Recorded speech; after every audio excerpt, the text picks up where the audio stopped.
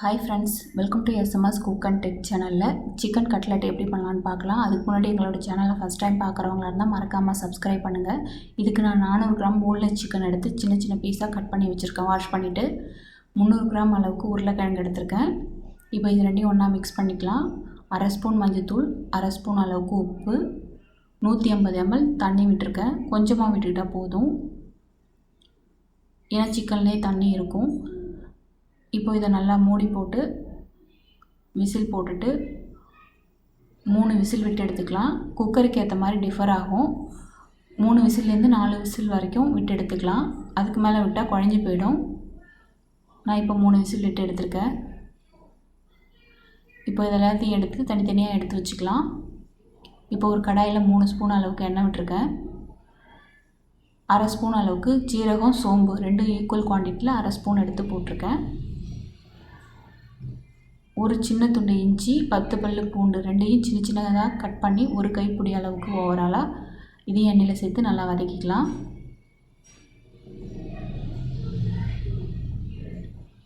ஒரு பெரிய வெங்காயம் எடுத்து கட் பண்ணி வச்சுருந்தேன், அதையும் சேர்த்துக்கிறேன்.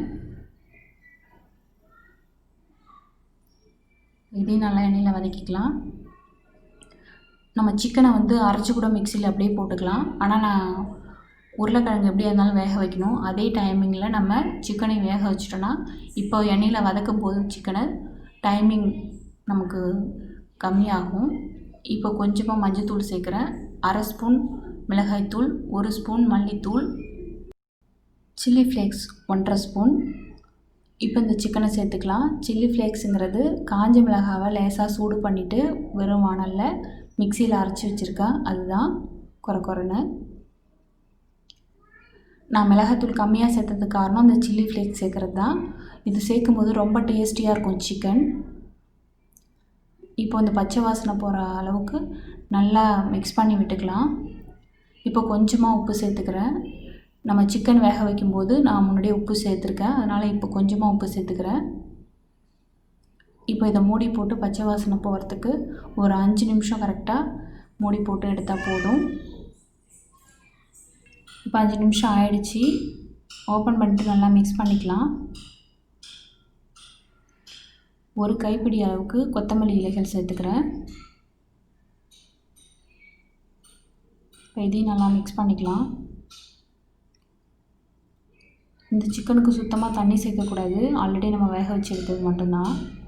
அடிப்பிடிக்கிற மாதிரி இருந்தால் தண்ணி தெளித்து விட்டுக்கலாம் கையால். இப்போ ஒரு மத்து வச்சு நல்லா நான் மேஷ் பண்ணிக்கிறேன். உங்களுக்கு இந்த மாதிரி செய்கிறதுக்கு கஷ்டமாக இருந்தால் மிக்சியில் போட்டு 2 சுத்து மட்டும் விட்டு எடுத்துக்கோங்க. ரொம்ப மையாக அரைக்கக்கூடாது.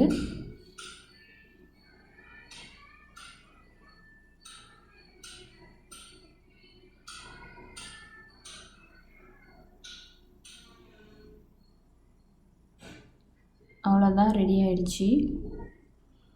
இப்போ இந்த உருளைக்கிழங்கு நான் தோலை எடுத்துகிட்டு மேஷ் பண்ணி வச்சுருந்தேன், அதையும் இந்த சிக்கனோடு சேர்த்து நல்லா மிக்ஸ் பண்ணிக்கிறேன்.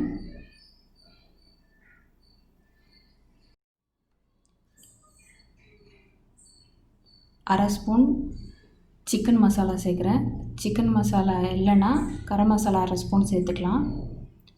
இப்போ ஒரு தடவை இது எல்லாத்தையும் மிக்ஸ் பண்ணிக்கலாம். அவ்வளோதான், ரெடி. இப்போ 2 முட்டை, ஒரு பிஞ்சு சால்ட்டு, பெப்பர் தேவைக்கேற்ப போட்டு நல்லா பீட் பண்ணி வச்சுருக்கேன். ப்ரெட்டை மிக்சியில் அரைச்சி ப்ரெட் கிராம்ஸ் எடுத்து வச்சுருக்கேன். இப்போ இந்த சிக்கனை நல்லா சின்ன சின்ன உருண்டைகளாக பிடிச்சிட்டு உங்களுக்கு என்ன ஷேப் வேணுமோ தட்டிக்கலாம்.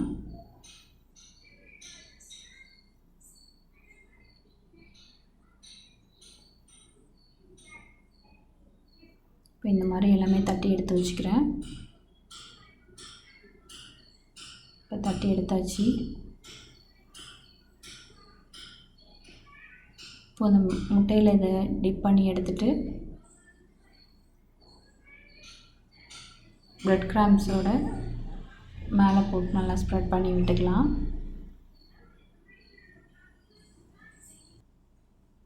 இப்போ இதே மாதிரி எல்லாத்தையும் ரெடி பண்ணி வச்சுக்கலாம். இப்போ எண்ணெய் காஞ்சதுக்கப்புறம் இதை போட்டு கரெக்டாக ஒவ்வொரு பக்கமும் 1 நிமிஷம் மட்டும் ஃப்ரை பண்ணி எடுத்துக்கலாம். ரொம்ப நேரம் ஃப்ரை பண்ணால் கருத்து போயிடும். மீடியம் ஃப்ளேமில் வச்சு ஃப்ரை பண்ணி எடுத்துக்கலாம்.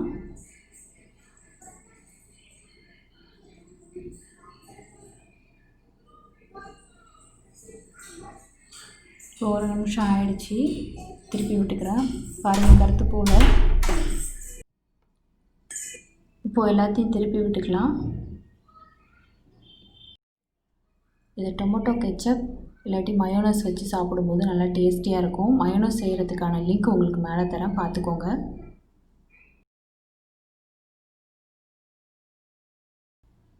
இப்போ எல்லாமே நல்லா வெந்துடுச்சு. இதை ஒரு பிளேட்டில் எடுத்து வச்சுக்கிறேன்.